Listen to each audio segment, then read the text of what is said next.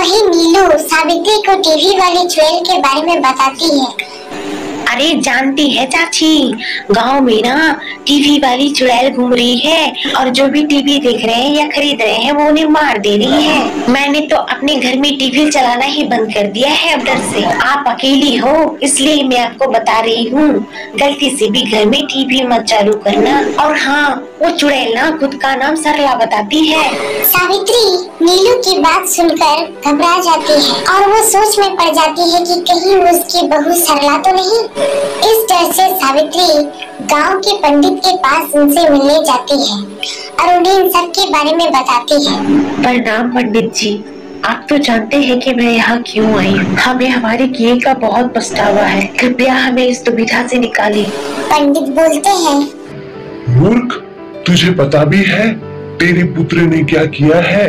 तू भले ही इस दुनिया से छुपा ले और उस ऊपर वाले से कुछ भी नहीं छुपता। तुम लोगों के ही पाप का परिणाम है जो ये पूरा गांव भुगत रहा है और ये सिलसिला तब तक नहीं रुकेगा जब तक वो अपना बदला नहीं ले लेती। सावित्री पंडित जी से कहती है, लेकिन पंडित जी आप तो जानते हैं कि मेरे पुत्र ने ये जानबूझ के नहीं किया। आप कृपया हमें बात बताएं। तो पंडित जी बोलते हैं, हम जानते हैं कि तेरे पुत्र के हाथों उसकी मृत्यु नहीं हुई, लेकिन तुझे क्या ज्ञात है कि तूने जो कहा था तेरे पुत्र ने वो किया भी है या नहीं? अब यही एक मार्ग शेष है। तू पहले अपने पुत्र को शहर से गांव बुला, फिर मैं देखता हूँ कि तुम दोनों को क्या करना है। तो सावित्री बोलती है, जो आज्ञा पंडित जी, अब आप जैसे कहेंगे वैसे ही होगा। मैं अभी मेरे पुत्र को शहर से यहाँ बुलाती हूँ। सावित्री बाबा से आशीर्वाद देती है और वहाँ से सीधे घर आकर अशोक को फोन करके गांव आने के लिए बोलती है। वहीं दोपहर तक अशोक घर वापस आ जाता है। सावित्री अशोक को सब कुछ बताती है जो भी गांव में हो रहा और जो पंडित जी ने उससे कहा। साथ ही अशोक से पूछती है, अशोक बता मुझे, सरला के शरीर के साथ तूने क्या किया? पंडित जी ने मुझे सब कुछ बताया पर मैं तेरे मुँह से सुनना चाहती हूँ। अशोक सावित्री से कहता है, हाँ माँ, पंडित जी ने आपसे जो कहा वही सच है, पर मैं क्या करता, मुझे गुस्सा आ गया था, इसलिए मैंने उसे जलाने की बजाय उसे वहीं दफना दिया। ये तूने बहुत गलत किया अशोक। हम सब इसी पाप का परिणाम भुगत रहे हैं और मेरे मना करने के बाद भी तूने ऐसा किया। अब मैं जैसा कहती हूँ तो वैसा ही करेगा। इसमें जोखिम है लेकिन गांव के लिए हमें ये करना ही पड़ेगा। सावित्री अशोक को अपने और पंडित जी की योजना के बारे में बताकर वहाँ से चली गई। उसी रात जैसे जैसे सावित्री ने अशोक से कहा उसने वैसा ही किया।